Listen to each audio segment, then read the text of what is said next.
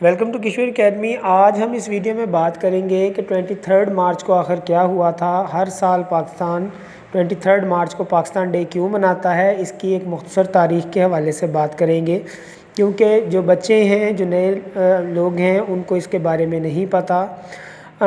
سب سے پہلے تو یہ کہ پاکستان بننے سے پہلے پاکستان اور انڈیا ایک ساتھ اکٹھا تھا، اور یہاں دو قومیں آباد تھیں، دو بڑی قومیں، جن میں ہندو اور مسلمان تھے۔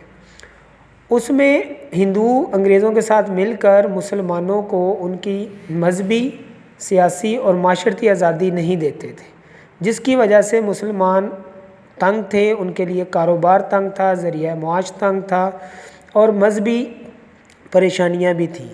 اس کے لیے بہت ضروری تھا کہ مسلمانوں کے لیے ایک الگ وطن بنایا جائے، جہاں پر وہ اپنی زندگیاں اسلام کے اصولوں کے مطابق گزار سکیں۔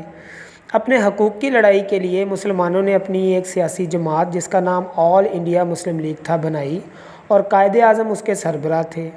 23 مارچ 1940 کو لاہور میں ایک ریزولوشن پاس کی گئی، ایک قرارداد پاس کی گئی، جس میں اس بات کا سب کا متفقہ فیصلہ تھا کہ ہمیں ایک الگ وطن چاہیے، اس کے علاوہ ہم کسی قانون اور گورنمنٹ کو نہیں مانیں گے۔